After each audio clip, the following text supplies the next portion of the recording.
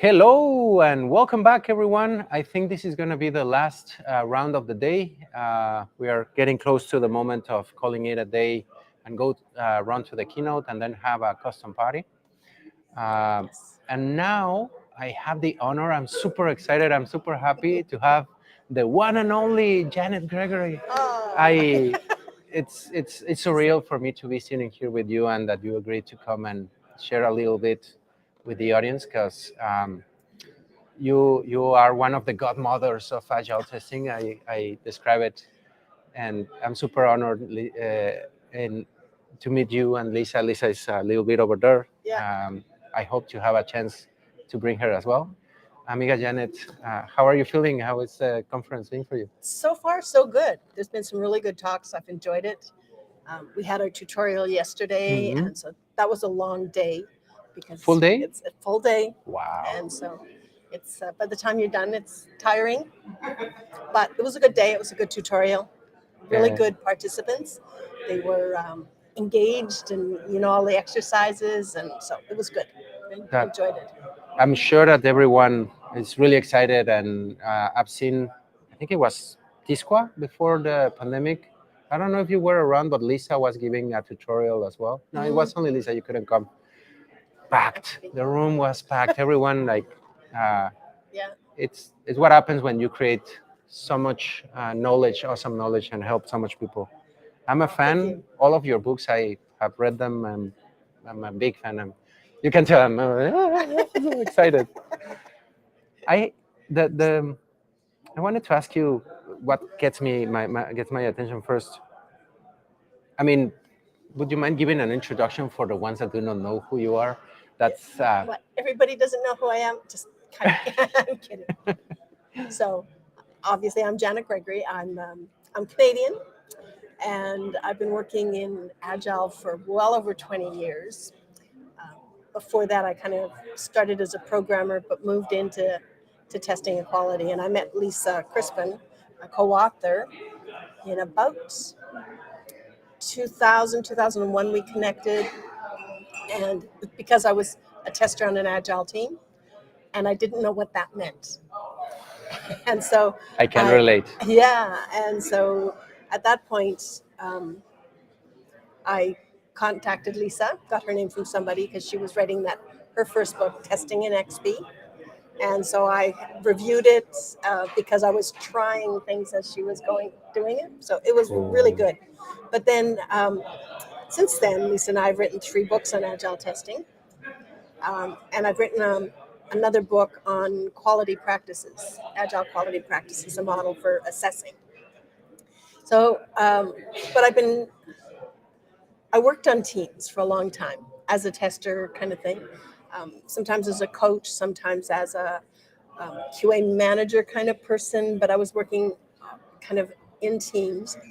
But after I wrote my first book, after I wrote our first book, Hmm. co-authored it, um, that's when we developed a course, and I started consulting and training, and that's what I've been doing for the last since 2010, so 13 years. Yeah. It's been a long journey It, and impressive because yeah, I just have like 4 or 5 books, and you say that easy. Uh, how was the experience of writing one? Because I did that once and it's tough. it's But how tough. was it for you? It is.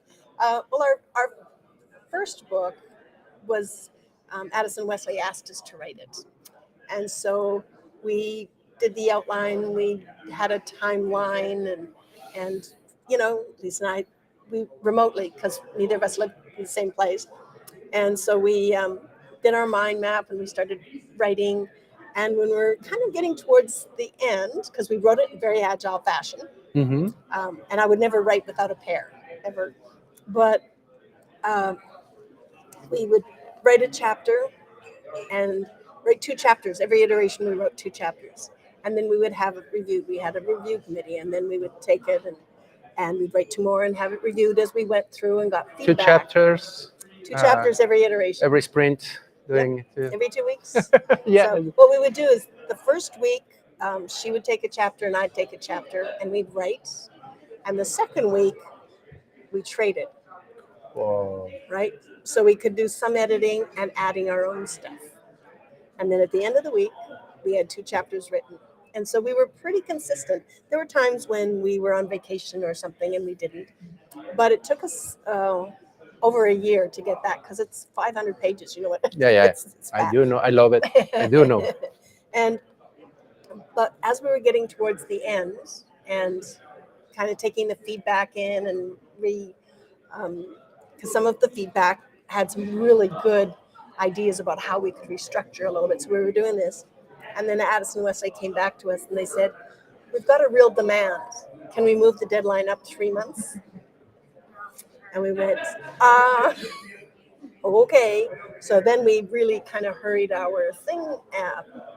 And they did what a light edit they called. So it Mhm. didn't go through a full copy edit. And we got it out in December when our initial thing was in March. But it was a year and a half, and we both worked full time. Wow. So you can guess what our husbands were quite happy to have the book finished. But I couldn't have done it without Lisa and with all our reviewers and everything else. It's just that was good. And you sounded pretty happy to be done with that, and the husbands especially. Yes. But then the second part happened on the I know. book, right? How did How that? did the second one come Yeah, about? yeah, because Well, Addison Wesley, 5 years later, they came back to us and they said, so your book's 5 years old. Should it have a second edition? Does it need rewriting, right? And we looked at the book and we go, no, actually, it's still just fine. It's kind of stood the test of time. But we said, but we've learned so much since then. So that's where more agile testing came. And but we were much better at writing by then. We had our system and it worked really well. So it wasn't quite as intense as the first book. But yeah, it went. was it a faster experience or easier? I don't know if it was faster. Um, by then, I wasn't working full time. I was a consultant. So I had a little bit more free time in between. I wasn't traveling or something. So I think that helped a little bit. But Lisa was still working full time. So we just had a better expectation as well. We had a working agreement, and we were able to say to the publisher, kind of putting our demands, and this is how we're going to do it. So it worked. You already experienced the burn down charts, and you were already like, yeah, we already tuned this, and we can give a better prediction, right? Well, yeah, that, and we just had a better idea of how it would work, right? And I, it still surprises me that the mind map methods that you use to create it, and uh, I always smile when I open it, and the chapter is the map, and like this is really cool. I haven't been able to kind of do things through a mind map because I don't know. I That's may not how your brain works, work weird probably, maybe. but it's impressive how it generated all this. It's a ton of knowledge, and I'm always happy to. It's in my bookshelf. Both of them, like yeah, I always look at them like this gave me some indications on how to do things nowadays. Yeah, a mind map is what I start everything. Any presentation I have to do, anything, start with a mind map. What is it I Yeah. want? What's the story I want to tell? What is the message? Who is the mind map master, or who started it? Is it you or Lisa, or both of you? No, we actually learned about it at an Agile conference, probably in 2002, 2003. And 2 people, oh, I can see them. I don't remember their names. Lisa would remember. We'll their add the names later. Don't worry. Yeah, and but they were going around the conference, and they were just going around with sheets of paper, and they'd go, "We'd like to show you a new thing that we found out, mind mapping." And so they were just going around, and it organically just kind of blew up and grew. So I could not tell you who is, No, who you both started it, got but into just, it at the same time. Yep. It sounds like that's So a great serendipity. Do you think you would have finished the book that well or in kind of time mhm. without this discovery? I have no idea. We probably would have done it like an outline, like Yeah, a Word bullet document or points and something. Yeah, but we had been doing presentations together for a while, and we always started with a mind map. Yeah. And so, yeah, it's our go-to. We just automatically start. It feels different when I first read the books. It's like you can tell this is a different way of working or how it was generated, and that's why I'm like, would it be a similar book or would it be, as you say, just based on outlines? Or, Yeah, yeah. Chile, It's, I mean, it's who because you knows? can see the big picture all at once, right? Uh-huh. You can see we want to have this now. How are we going to arrange it? You drag and drop, I gotta start trying right? And giving a try again to the mind map. So it's um, mind blowing, pun intended. Um, one thing that I admire a lot, that you are the godmothers mothers of agile testing, and that it's not godfathers. And I really appreciate that. Uh, and I have been doing this a little bit here and there. mhm. Women in tech and having that courage to be on this tough career. And I imagine before was even tougher, right? Yeah, I think so. Like when I went through university, maybe 10% were women coming through comp sci with me, Hmm. right? Maybe. And Maybe even lower, right? maybe lower. I never really counted. I just remember I was telling somebody this experience yesterday, I guess. I can remember being in one of our classes. It was a logic class, and the professor wanted to use an example. And he said, but before I give this example, I would like to say, ask the woman in the room. And it was a theater of 300 people. So And the woman in the room. the woman, and I kind Oh of, wow. I went, and I turned around and I looked up because I always sit in the front because I'm short and can't see. And so I turned around and I went, oh, that was my first real, because it was a first year course kind of thing. And I went, oh my God, I can't believe that I am the only woman in this course. Wow. And I just went, yeah. And so it gave me a different viewpoint of how I was approached my whole university career. But yeah. But very, very interesting to me. You were already in that career, and from a get go, it's not common for girls. As you say, you were the only one. Yeah. What inspired you? What get you? So, Fun story as yeah, well. no. So I was a mature student, right? So my children were already in grade 5, grade 6, right? Wow, I didn't know that. Yeah. So I was a mature student, and when I went back, and I kind of looked at the university. I knew I didn't want to go back. We've done some traveling and things, and I knew that I didn't want to go back and have just a job.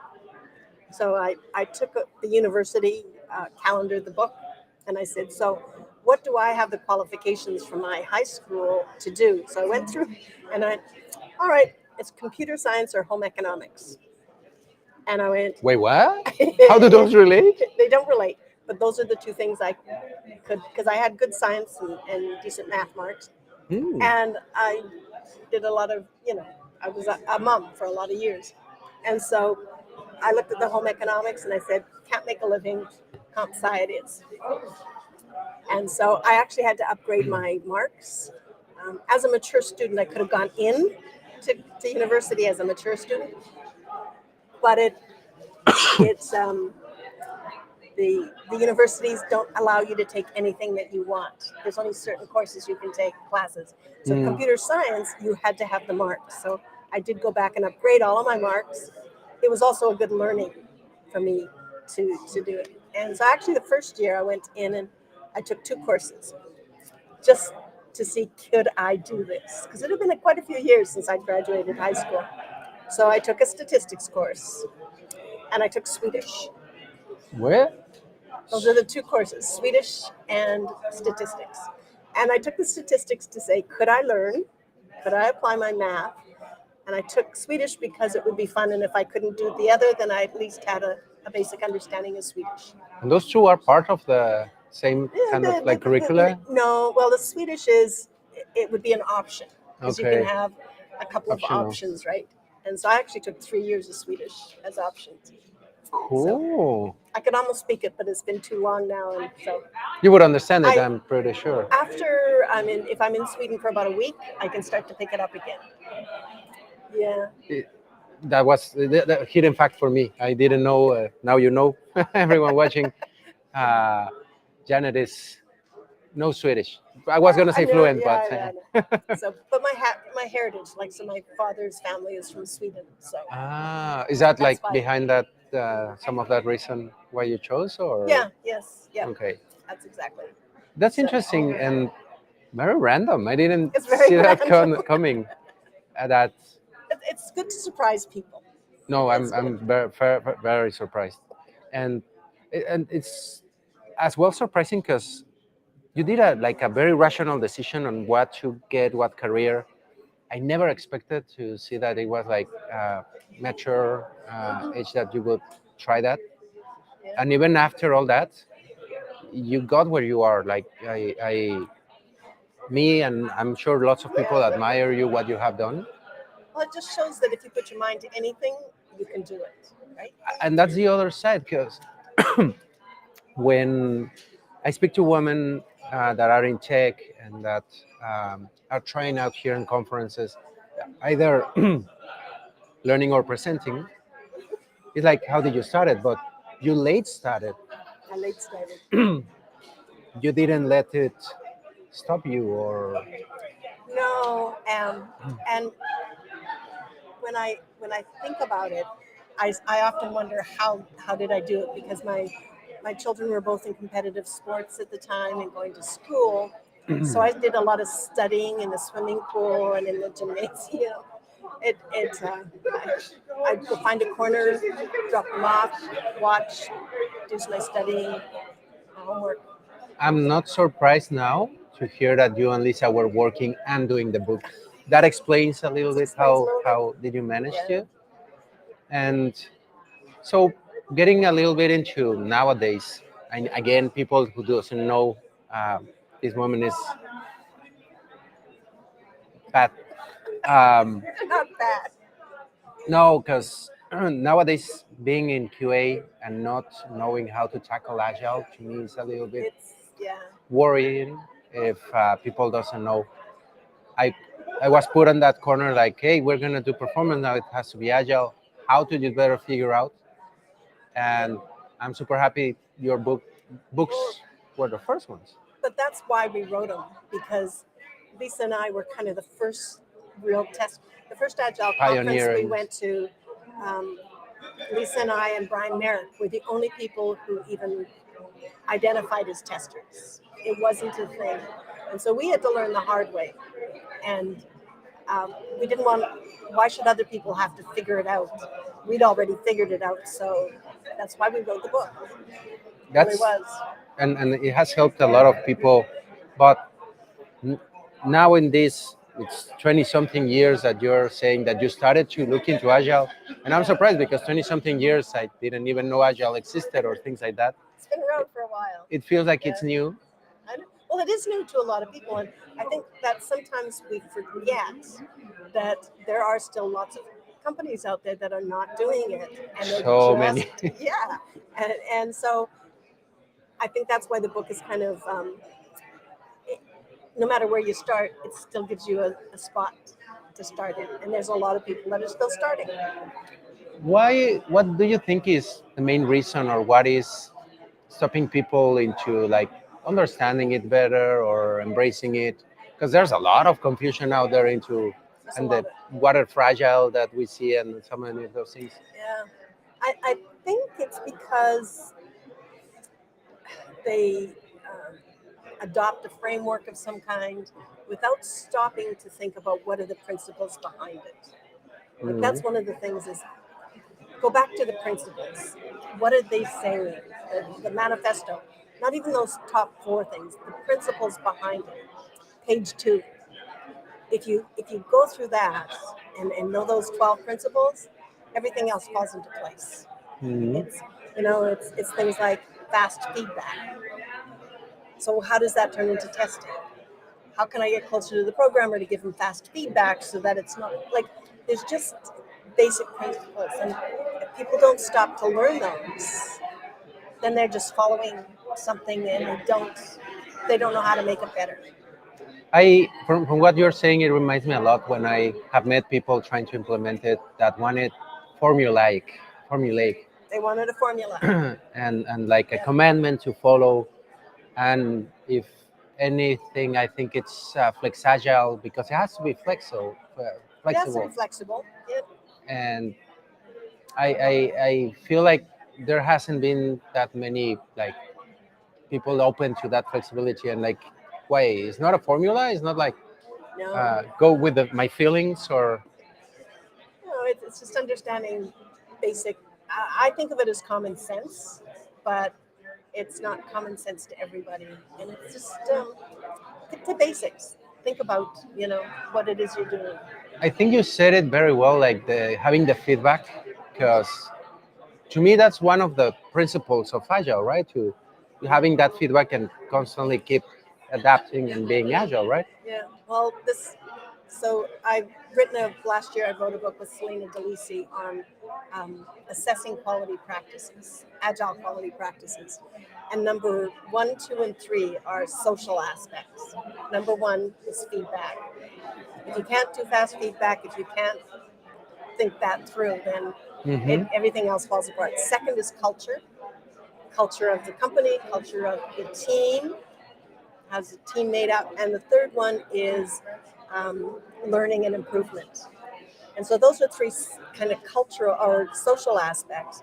And then we start talking about the technical aspects. Because without those 3 in place, the technical aspects don't mean anything. I love it that it's more like a philosophical situation with agile rather than technical. Yeah. It's a culture, it's principles, but I'm so sad that I promised that we wouldn't extend this too much. I could keep asking you and the conversation. I really hope I have an opportunity again to share and talk to you, or even personally, and I'll report. Without the camera, yeah. Yeah, but everyone, the keynote is about to start. We have to get off over there, and I have to release our amiga Janet. But it has been such a pleasure. When can Thank people you. reach out if they are interested in finding more? Any time. And I'm pretty easy to find. If you just Google Janet Gregory, agile testing especially, you'll find The me. first names Lisa and Janet are the first names that pop up. I'm super happy about that. So I'll see you around, everyone. Let's see what else happens Bye-bye. today if we get more, and let's get on to that keynote. Take care, Janet. Such a pleasure. Thank you so much. I'm super happy and blessed that you're here. Stay Okay. tuned, everyone, and we'll see more around of the awesome people that we have here. Perfect. Adios. Bye bye. Let's